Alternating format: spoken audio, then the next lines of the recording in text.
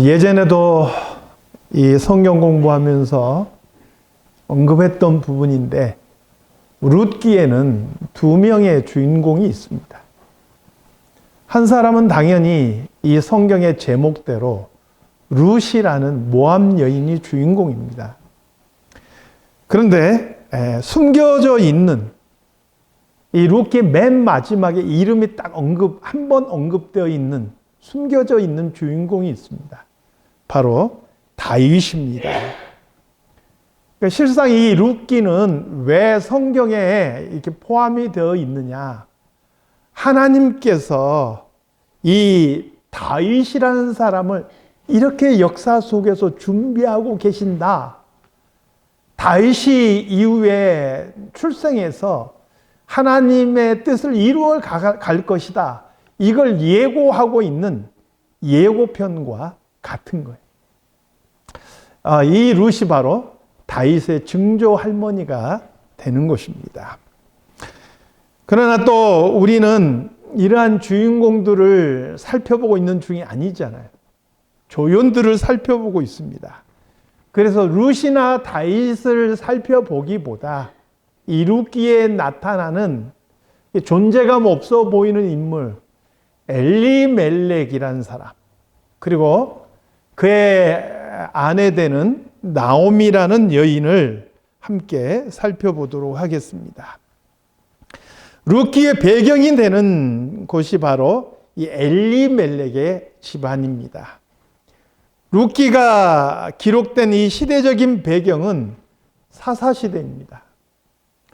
이미 우리가 살펴본 대로 사사시대란 어떤 시대입니까? 사람들이 하나님을 왕으로 섬기지 않고 각자 자기 소견에 옳은 대로 행했던 시대, 혼돈의 시대, 혼란의 시대 아닙니까? 인간은 그렇게 불의하지만 그 혼란스러운 시대에도 하나님께서는 하나님의 역사를 이루어 가시고 하나님의 사람들을 어떻게 준비해 가시는지를 이 룻기에서는 우리에게 보여주는 거예요. 사사들이 다스리던 그 시기에 가나안 땅에 흉년이 들었어요. 지금 선진국들은요, 이 흉년을 대비해서 많은 준비를 합니다. 댐도 만들고 또 거름들도 잘 개발하고 이렇게 해서 선진국으로 갈수록 웬만하면 아무리 농사를 망쳐도 평년작 정도는 할 수 있도록 그렇게 준비들을 많이 합니다. 후진국으로 갈수록 문제가 커지는 거죠. 제가 어렸을 때만 해도 한 번씩 기후가 문제가 되고 여러 가지 이렇게 막 그러면은 그냥 농사를 망치는 거예요. 흉년이 드는 거예요. 그러면 이제 심각한 문제들이 생기는 거예요. 먹는 것이 문제가 생기고 농사 망쳐서 농약 마시고 자살하는 사람도 생겨나고 이런 일들이 많이 벌어졌어요. 그러면 이제 그때부터 사람들의 마음은 뭐냐? 내가 어떻게 내 삶을 질 좋게 살아갈 거냐? 이게 문제가 아니라 나와 내 가족이 어떻게 생존할 것인가? 이 문제를 생각하게 돼요. 역시 동일하게 가나안 땅에 흉년이 들었을 때 유다 땅 베들레헴에 사는 한 사람이 자기의 아내와 두 아들을 데리고 모압 지방으로 건너갔어요. 왜요? 흉년을 좀 피해서 생존해 보겠다고 간 거예요. 지금 여기가 힘들고 어려우니까 잠깐 이 위기를 좀 피해서 조금 여유 있고 살만한 곳으로 가보자 해서 모압 땅으로 갔어요. 그럼 모압 땅은 왜 거기가 흉년 때 피하기 좋은 곳이었는가? 사실은 모압 땅은 요단강 동편에 있는 곳입니다. 이 모압 땅은 대개 한 해발 400m에서 900m 정도 높이인데 고온지대이기 때문에 거의 그 위는 평지예요. 그리고 수량이 풍부해서 농사를 짓기에 적합한 곳이고 또 소나 양을 기르기에도 참 적합한 곳이에요. 그것뿐만 아니라 사실은 여러 민족을 접하고 있기 때문에 교통의 중심지여서 상업도 많이 번성했던 곳이 바로 이곳입니다. 그러니까 잠시 어려움을 피해서 가서 조금 살아보기에는 괜찮다, 이런 생각이 든 거예요. 그래서 이 한 집안이 통째로 모압으로 옮기게 됐어요. 이 남자는 바로 엘리멜렉이라는 사람이고, 그의 부인은 나오미, 그리고 두 아들이 있는데 말론과 기럨이라는 두 아들을 이끌고 갔어요. 문제는 뭐냐? 간지 얼마 안 돼서 이 남편, 아버지 엘리멜렉이 죽고 말았다라는 거예요. 졸지에 가장이 죽고 아내와 두 아들만 남은 거예요. 근데 여러분, 이 엘리멜렉의 죽음은 굉장히 상징적인 의미가 있어요. 어떻게, 왜 죽었는지는 소개하지 않지만 그가 죽었다라고 그렇게 소개되는데, 이 죽음은 상징적인 의미가 있다. 엘리멜렉이라는 이름의 뜻이 뭐냐? 나의 하나님은 왕이시다. 또는 다르게 또 이야기하면 하나님은 나의 왕이시다, 이런 의미가 되는 거예요. 엘리 라마 사박단, 예수님께서 마지막에 외치셨던 그 말씀, 엘리라는 말이 나의 하나님이라는 뜻이에요. 멜렉은 왕이거든요. 그러니까 하나님, 나의 하나님은 왕이시다, 이런 의미예요. 전형적인 하나님을 섬기는 하나님의 백성인 것을 보여주는 거죠. 그가 어디에 머물러야 되느냐? 하나님께서 약속하셨고 하나님께서 그 약속의 말씀대로 이끌어 오셨던 가나안 땅에 머물러 있었어야 되는 거예요. 여러분, 440년 동안 애굽 땅에서 노예로 살던 그들을 하나님의 크신 손과 권능으로 건져내 주셨어요. 오늘로 따지면 죄와 사망으로 죽었던 우리들을 하나님의 그 은혜로 다시 살려주셨다라는 말이에요. 그리고 하나님의 약속의 땅에 그 백성을 딱 인도해 들이셨어요. 그리고 하나님께서 명하신 게 있어요. 너희들은 다시 이곳을 벗어나서 애굽 땅으로 돌아가지 마라. 다른 곳으로 가지 마라. 하나님께서 말씀하셨어요. 그럼에도 불구하고 잠시 눈앞에 닥친 어려움을 피하겠다고 가족들 다 이끌고 이방 땅 모압으로 갔던 것입니다. 이름은 하나님을 나의 왕이라고 고백하는데 실제로 살아가는 모습은 안 그런 거예요. 하나님이 나의 왕이 아니라 내가 결정하고 내가 행동하는 사사시대의 전형적인 모습, 자기 소견에 옳은 대로 행하는 모습을 우리는 보고 있는 것이죠.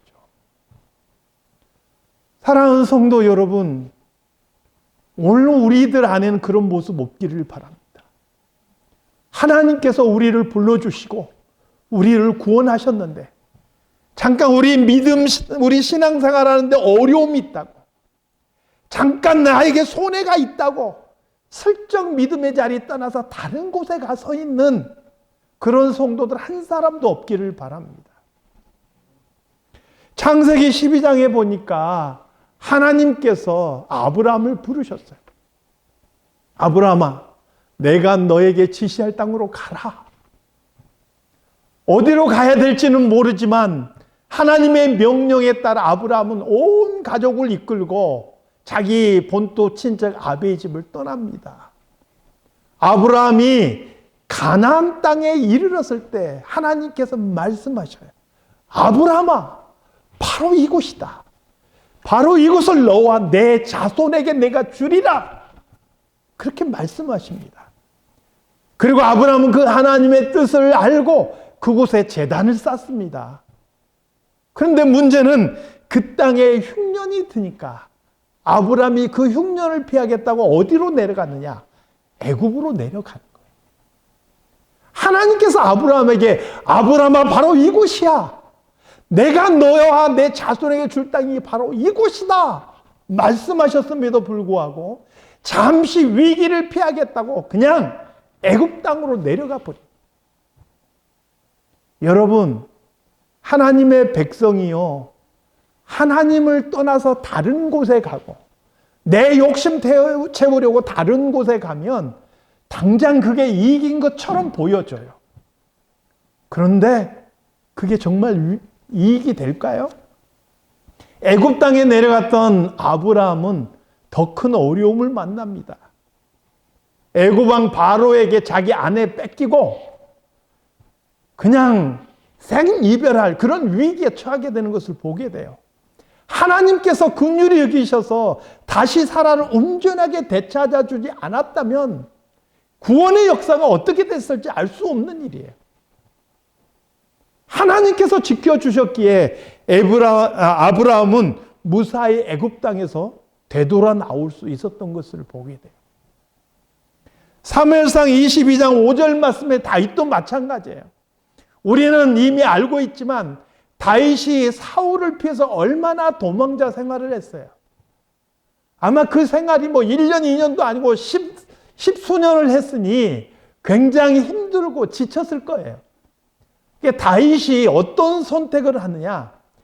자기의 가족, 자기 부모님까지 다 모시고 모압 땅으로 피합니다. 모압 땅으로 피한 이유가 뭘까? 저는 룻이 다윗의 증조 할머니고 모압 여인이었잖아요. 그러니까 아마 거기에 무슨 인연의 끈이 있지 않았을까? 이런 생각도 해봐요. 어떤 이유가 됐든지 모압 땅에 가면 여기서 도망자 생활한 것보다는 낫지 않을까? 거기까지 사울이 나를 쫓아오지는 않을 것이다. 여러 가지 계산들이 들어갔을 거예요. 말씀드리죠. 그렇게 해서 어렵다고 그곳을 떠나는 것은 하나님 기뻐하시는 일이 아니에요. 사무엘상 22장 5절에 보니까 하나님께서 갓 선지자를 다윗에게 보내셔요. 너는 이 요새에 있지 말고 떠나 유다 땅으로 돌아가라. 하나님께서 그렇게 직접 명령하셔요. 여기 편안하다고 여기 머무르지 말고 조금 어렵고 위험해 보일지라도 너는 유다 땅으로 돌아가라. 너는 그 나라의 왕이 될 자가 아니더냐. 내가 있을 그 자리로 돌아가라. 하나님께서 명령하시는 것을 보게 돼요.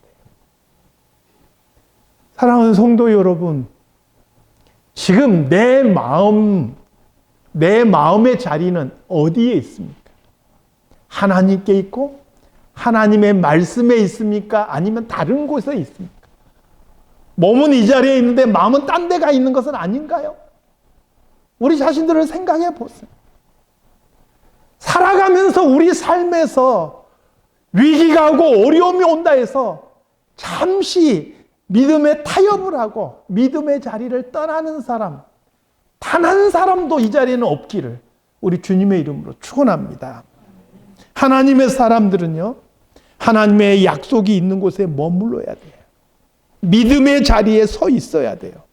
아무 곳에나 가 있으면 안 되는 거예요. 물론 여러 가지 이유는 있겠지요. 또 어쩌면 욕심도 우리 안에 한몫할 수 있습니다. 그러나 그곳이 하나님의 뜻이 아니고 하나님이 명하신 곳이 아니라면 우리는 가지 말아야 하는 거예요.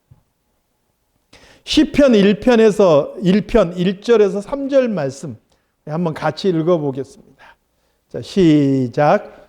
복 있는 사람은 악인들의 꾀를 따르지 아니하며 죄인들의 길에 서지 아니하며 오만한 자들의 자리에 앉지 아니하고 오직 여호와의 율법을 즐구하여 그의 율법을 주야로 묵상하는도다. 그는 시냇가에 심은 나무가 철을 따라 열매를 맺으며 그 잎사귀가 마르지 아니함 같으니 그가 하는 모든 일이 다 형통하리로다. 아멘. 악인의 꾀, 죄인들의 길, 오만한 자들의 자리, 왜 거기에 우리가 서 있게 될까요? 욕심 때문이죠. 거기에 무슨 이익이 있기 때문에, 또 거기에 무슨 이해관계가 얽혀 있기 때문에 거기에 서 있게 됩니다. 그 사람 때문에, 또 나에게 주어지는 어떤 이익 때문에 거기 가서 서 있게 되는 거예요. 그런데 거기에 가서 서 있는 그런 하나님의 백성들은 복이 없는 거예요. 정말 복 있는 자는 그런 이익이나 욕심에 요동하지 않고 그런 모든 자리에 가서 머물지 않는 거예요. 어디에 머무느냐? 하나님의 말씀이 있는 곳에 머무는 거예요.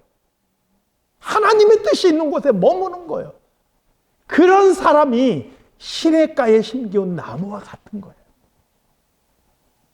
저는 우리 성도들이 그런 사람들 다 되시기를 바랍니다. 이 생을 바라보고 이 세상만 바라보고 욕심 채우며 사는 것이 아니라 나를 불러주셨고 나를 이끌어 오신 그 하나님, 그 하나님의 뜻이 무엇인지 고민하고 그 하나님의 뜻을 알기를 원하며 그 뜻 가운데 머무는 그런 성도들이 다 되시기를 바랍니다.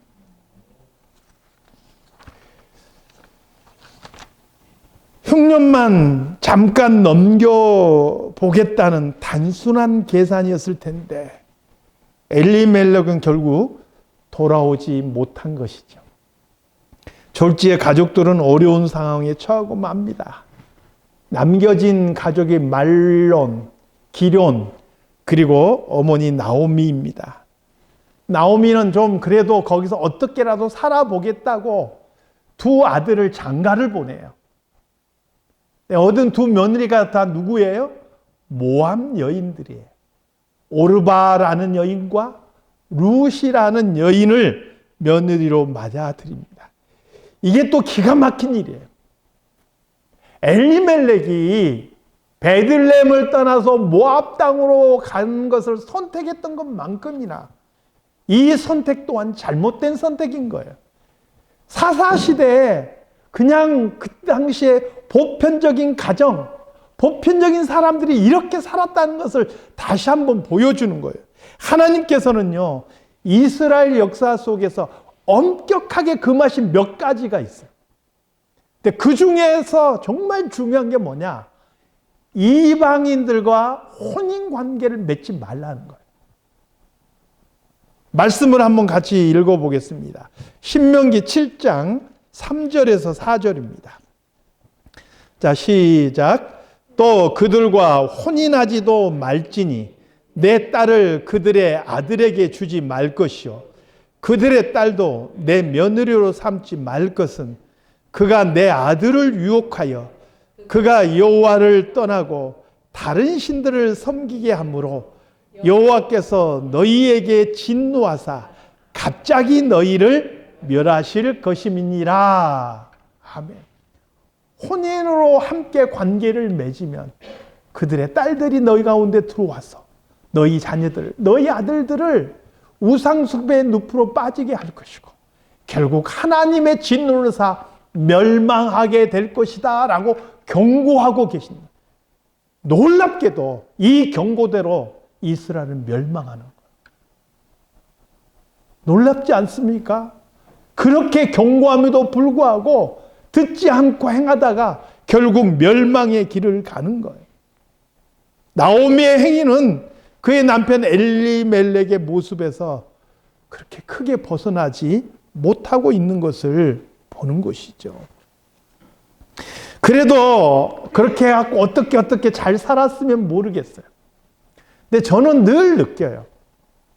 하나님께서는요, 한 번 택하신 하나님의 백성들을 결코 놓치지 않으세요.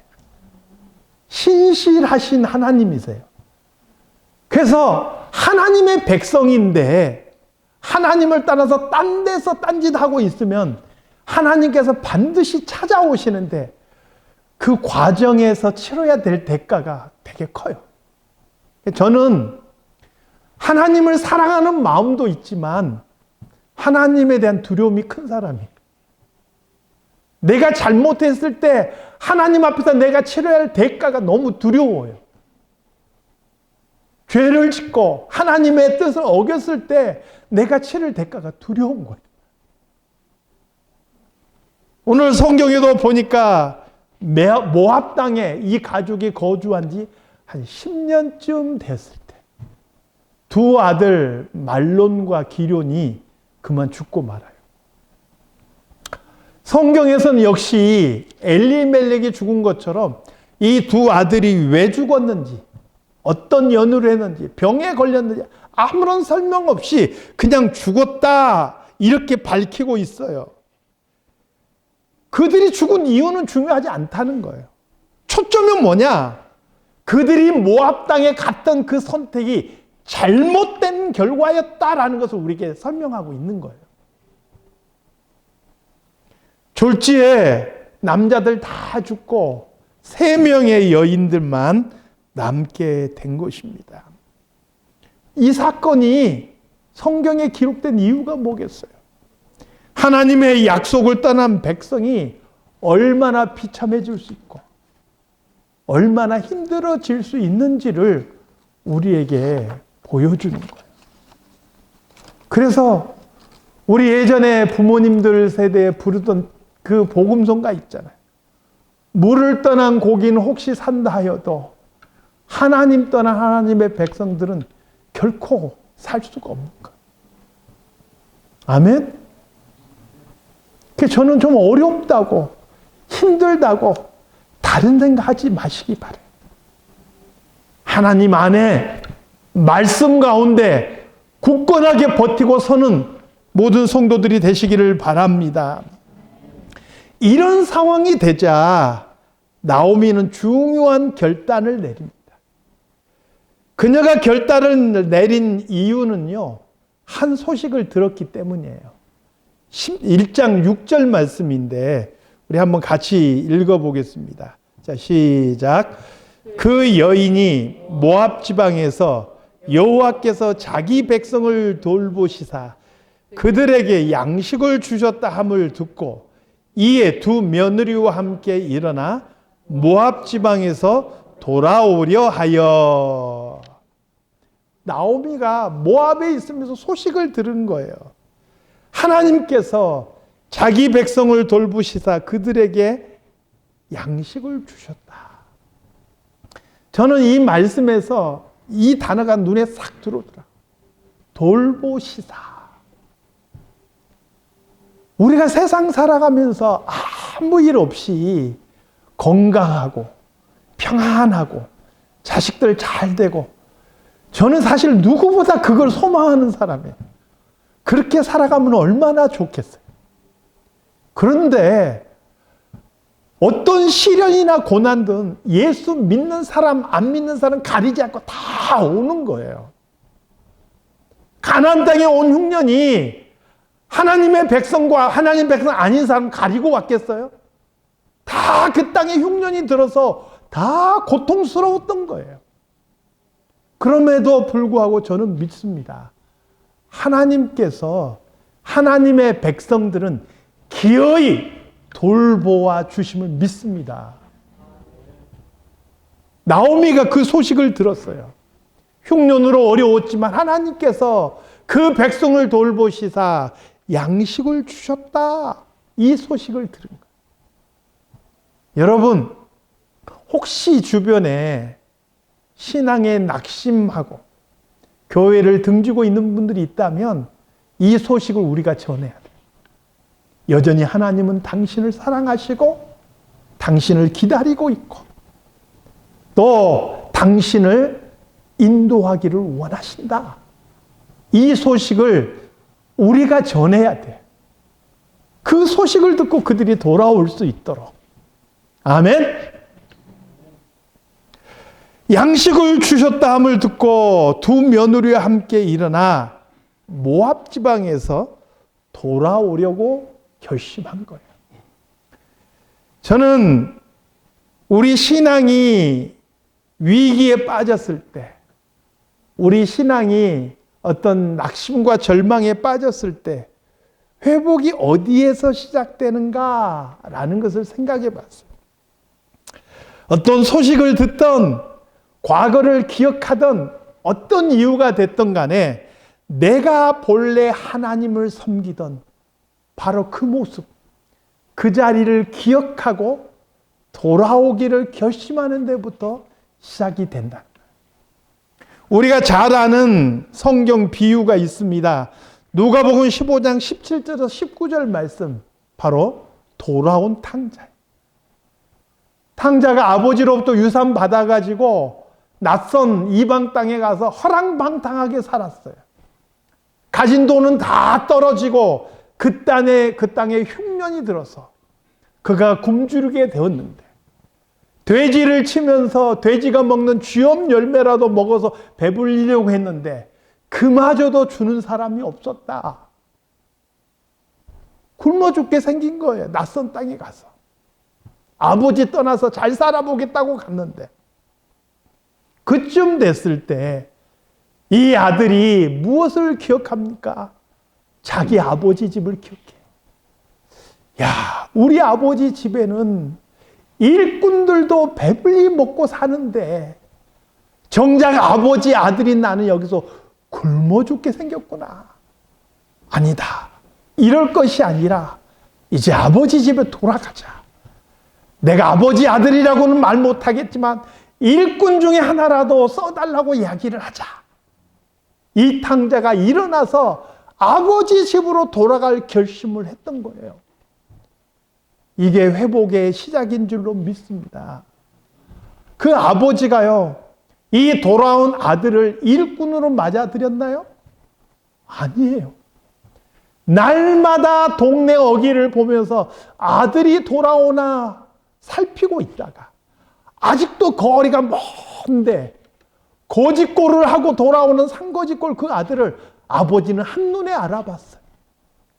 달려가서 그 아들을 안고 옷을 새로 입히고 아들을 위해서 잔치를 베푸는 모습을 보게 돼요.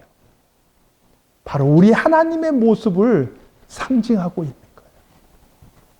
하나님을 떠났어도 하나님을 기억하고 다시 돌이키는 자들을 하나님께서는 기뻐하시는 것을 보게 되는 것이죠. 사랑하는 성도 여러분, 혹시 살아가다가 나도 모르게 실족하였을 그때 반드시 창조주 하나님을 기억하는 저와 여러분이 다 되시기를 주님의 이름으로 축원합니다. 왠지 마음이 힘들고 내 삶에 요즘 왠지 기쁨이 없는 것 같아. 삶이 메마르고 빡빡해요. 그 순간에 우리가 다른 거 볼 게 아니에요. 나를 기쁘게 해줄 사람, 나를 재밌게 해줄 일, 그거 바라보시면 안 되는 거예요. 우리가 누구를 기억해야 되느냐? 하나님을 기억해야 하는 것입니다. 우여곡절 끝에 끝까지 따라오는 며느리 룻을 데리고 나오미가 베들레헴에 도착합니다. 베들레헴에 돌아오니까 알아보는 사람들이 많습니다. 이가 누구냐? 나오미가 아니냐? 그런데 나오미의 마음이 더 비참해지는 거예요. 나를 나오미라고 부르지 말고 차라리 마라라고 부르라. 나오미는 기쁘다, 희락이다 이런 뜻이에요. 마라는요, 쓰다, 괴롭다 이런 뜻이에요. 내가 지금 풍족하게 나갔다가 남편도 잃고 자식들도 다 잃고 빈털터리가 돼서 돌아왔는데 하나님께서 나를 징계하심으로 결국 이렇게 돌아왔는데 내가 어떻게 나오미가 되겠느냐? 나를 말하라 하라. 이렇게 이야기하는 것을 보게 되죠. 그만큼 나오미의 마음이 괴롭고 힘들었던 거예요. 그러나 성경은요, 우리에게 아주 중요한 단서를 하나 남겨줍니다. 22절 말씀을 같이 읽겠습니다. 22절. 자, 시작. 나오미가 모압 지방에서 그의 며느리 모압 여인 룻과 함께 돌아왔는데 그들이 보리 추수 시작할 때 베들레헴에 이르렀더라. 아멘. 사실 나오미와 룻이 어느 시기에 이 베들레헴에 돌아왔는지 굳이 기록할 이유가 있겠어요? 없어요. 그냥 베들레헴에 돌아왔다 그러면 될 텐데 성경에서 굳이 기록해 놓고 있어요. 그들이 보리 추수 시작할 때 베들레헴에 이르렀더라. 이 말은 뭐냐? 이 보리 추수 시작하는 이 시기가 중요하다는 것을 말해주고 있는 거예요. 이스라엘에는요, 크게 세 번의 추수 시기가 있어요. 첫 번째는 4월에서 5월입니다. 보리를 추수하는 시기예요. 봄이 시작되고 겨울을 지낸 이 보리가 자라서 이 보리 수확이 먼저 진행되는 거예요. 그리고 이 수확을 하고 나서 6월절과 함께 초실절을 지내는 거예요. 그 다음에 5월, 6월이 지나서 밀을 추수하고 77절, 또 맥추절을 지내게 되는 것이죠. 마지막으로 포도와 과일 추수를 8월에서 10월 가을에 하고 그 거둬들인 과일들과 함께 초막절을 지내는 거예요. 근데 이 나오미와 그리고 룻이 도착한 시기가 보리 추수 시기다 라고 이야기하고 있는 거예요. 그 말의 의미가 뭐냐? 그들이 보리 추수가 마치고 나서 또 밀 추수로 이어지는 시기, 그리고 그 모든 것들을 마치고 포도와 여러 가지 과일들을 추수하는 시기까지 하나님의 보호하심과 하나님의 도우심 속에 살아갈 수 있게 되었다라는 것을 알려주고 있는 거예요. 하나님의 율법에는요, 가난한 자들을 위한 규례들이 적혀 있어요. 추수하고 나서 흘린 이삭은 누구의 것이에요? 가난한 자들의 것이에요. 밭 모퉁이, 그 귀퉁이에 있는 그런 모든 곡식들을 다 베면 되나요? 안 되나요? 안 되는 거예요. 남겨둬야 돼요. 그것은 바로 가난한 자들의 몫이에요. 과일을 따도 과일 나무 꼭대기에 있는 거 따면 돼요? 안 돼요? 안 됩니다. 왜요? 가난한 자들을 위해서 남겨두라. 하나님께서 율법에 명하셨기 때문입니다. 그러므로 보리 추수 시기에 도착한 이 룻은 이삭을 줌으로 자기 시어머니를 봉양할 수 있게 된 것입니다. 나오미와 룻이 돌아온 이 시기가 보리 추수하는 때였다는 것은 그들이 다시 하나님의 약속의 자리에 돌아와 보호받기에 충분했다. 아직 때가 늦지 않았다라는 것을 우리에게 보여주고 있는 거예요. 재미있는 것은 뭐냐?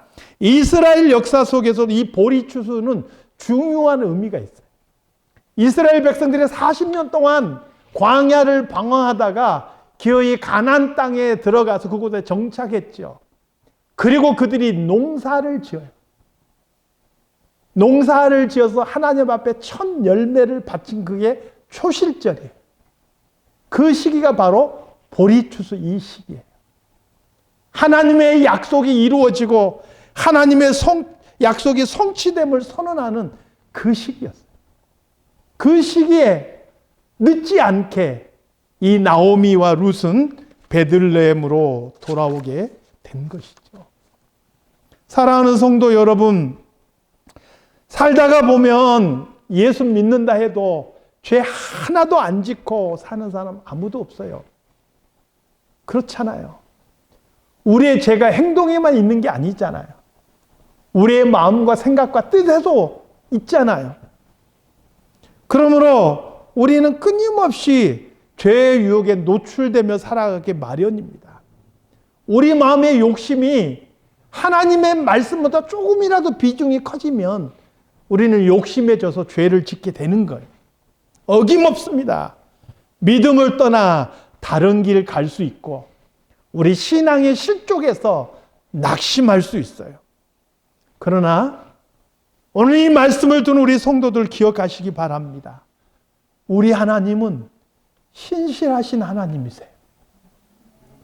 우리는 왔다 갔다 하고 우리는 변덕스럽고 그래서 하나님을 원망하기도 하고 하나님을 떠나기도 하지만 하나님의 사랑은 우리를 향하여서 한결같으세요.